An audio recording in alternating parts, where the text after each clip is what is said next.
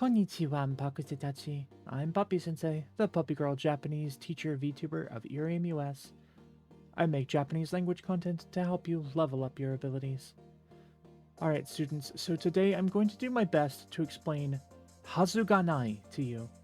Here's the thing though, if I'm being entirely forthright with you, there's actually a tiny aspect about the Hazu gaないgrammar form that I have trouble understanding, in fact. I've been saying this for a long time now, but the reality is that I don't know everything. Even as a translator, I sometimes come across grammar or terms that make me scratch my head and wonder why Japanese can sometimes be a little bit too confusing. And this is one of those times. And when that happens, I try to do as much research as I possibly can to do my best to present you with top quality information. After all, even a teacher can still learn. So let's try to understand Hazu gaないtogether. Ne? We should be seeing our grammar card right here. So first, I don't want to get confused with our pronunciation here. You're often going to see Hazu gaないwritten out in hiragana, and so sometimes when you see it, you might be tempted to pronounce it wazu gaない, because you might be in the habit of pronouncing the particle that looks like ha as wa. And you might see that ha here and think that it's a particle, but it's not, right? And so the pronunciation should be hazu gaない, because actually the hazu that we're seeing here is a noun, right? And that noun is bound up in the kanji that we're seeing here, hazu, right? To mean to be bound up to. Okay, so we know that when the ha hiragana is used within a noun or as part of a kanji, it's always pronounced ha and not wa, because it's not a particle. So the first important thing to note about hazu gaないis that it is the negation of the noun hazu. And thus, as I have said several times, it's pronounced hazu gaない. Now, since we now know that hazu gaないis the negation of a noun meaning ought to or be expected to be in some specific way, we should be able to follow a relatively simple train of thought that allows us to infer that hazu gaないis used in cases where the speaker is expressing that something is not as it ought to be, right? That kind of makes logical sense, I think, because it's the inverse of how something ought to be. It is as it not ought to be? Or maybe we could say bound not to be so. Kind of makes sense. And if we're thinking about the meaning of this grammar point, that's not too far from the truth. However, let me show you two very similar sentences, all right? So the first sentence here is, ここにいないはずだ. ここにいないはずだ. And then the other sentence is, ここにいるはずがない. ここにいるはずがない. Both these sentences really mean you're not supposed to be here, right? That's really the definition for each of these sentences. You should not be here. However, there's a very small nuance between the two of these. As I said at the outset, I actually have a bit of trouble understanding that nuance. So let's really break down what's being said in each of these sentences. First, we have ここにいないはずだ. Okay, so what's really happening here? You have hazu da at the end, and that uses hazu, which we have already said indicates that something is as it is to be expected in some way. It is as it should be.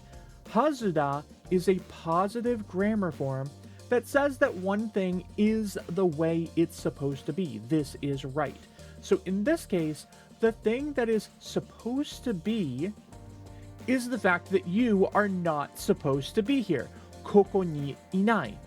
It is right that you should not be here. To illustrate this point, I want to show you an illustration. Ne? Koko ni inai hazu da means you not being here is a good thing. That's what we see in this illustration. You not being here is good. Ne? However, when we think about the other sentence, the sentence that actually uses hazu ga nai, that sentence is koko ni iru hazu ga nai, and the meaning is just the tiniest bit different. Compared to the previous sentence, we now have a sentence that looks a lot more like this. Koko ni iru hazu ga nai means much more like you being here is not the way it's supposed to be. And when we think about it, that should make these two sentences mean something different, right? Or maybe not. I don't know. Let's look at them again. Koko ni inai hazu da is expressing a positive situation. It's a good thing. It's good because you're not here. Things are good and right in the world when you are not here. That means that the correct situation is a situation in which you are not here. But koko ni iru hazu ga nai, on the other hand, is expressing a negative situation. It's bad when you are here, meaning the situation in which you are here is not the right situation. It is not all good in the world when you are here. In my heart, I want these two sentences to mean different things, but they really don't. There's a very slight nuance of difference between them, but it's basically so extremely subtle that it's almost not worth mentioning. In the end, it's not that hazu ga nai is really all that hard to understand. It's really just setting up this situation where you're identifying a situation that is no good, right? Something is no good. It is not as it is supposed to be. Okay? So let's look at a couple more sentences just to get a slightly better conception of this grammar point in practice. Here is another sentence. Kufuku ga hazu ga nai. Tada, shokuji o tabetan janai no? One more time. Kufuku no hazu ga nai. Tada, shokuji o tabetan janai no?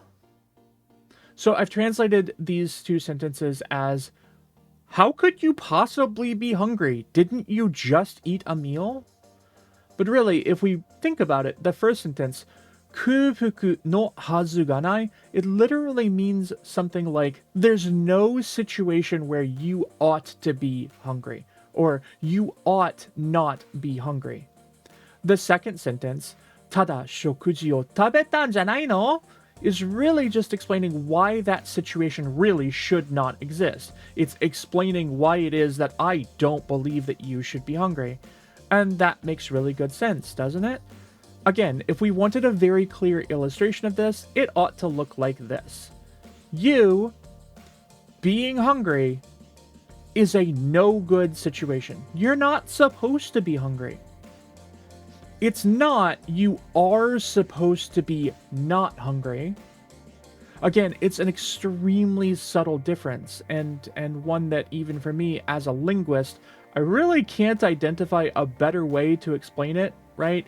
I think these images are really doing a lot of the heavy lifting here, because it's the only way that I can really think about it. You being hungry, no good. As opposed to you not being hungry is good. But the other very important thing to note here is that kufuku, being hungry, is a noun here. It's being used as a noun. And that's why we have the nominal attachment particle no. It's being used between kufuku and hazu ga nai. That might feel like an odd sentence for us because we may want to translate it as, there's no way that there's hunger. Kind of like, there's no way that that's a car, or there's no way that that's your phone. It's expressing disbelief in the possibility of the existence of that specific noun. And here that noun is something like hunger. Ne? So let's take in one more sentence. Ne? 今日の宿題はそんなに難しいはずがない。ね。今日の宿題はそんなに難しいはずがない。There's no way that today's homework can be that difficult.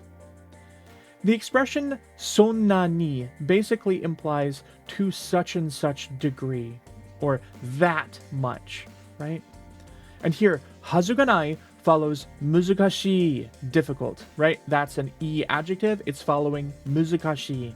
And it's saying basically, there's no situation where the homework should be that difficult. It's impossible or unbelievable that the homework is that difficult. Again, it expresses disbelief in something. So, I kind of feel like here we can close the book on Hazu ga nai for the moment, right? I know that I said from the beginning that I had kind of a difficult time understanding why Hazu ga nai and nai hazu da don't mean different things. But like in the end, they really are just so similar. One expresses that it's good that something isn't a certain way, and the other expresses that it's no good that that something does exist. So basically, more or less, they mean exactly the same thing, even if I kind of wish they didn't. はずがないとないはずだの違う点はわかりにくいはずがない。The difference between these two really shouldn't be all that hard to understand. Maybe I'm just not all that smart. So, okay, well, let's determine what we're going to learn next week. So, let's look at our wheel of grammar.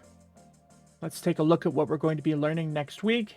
And it looks like it's going to be ageku.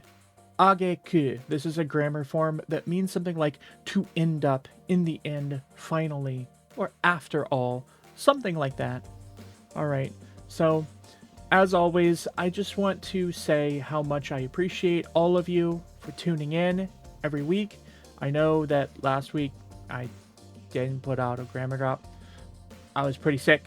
But anyway, I'm looking forward to seeing you all again next week. We got some cool stuff lined up. So check out what I have for the rest of Spooky Month. It's Dogtober, y'all. I love you. And I can't wait to see you again soon. Yeah? All right. Until then, mata ne!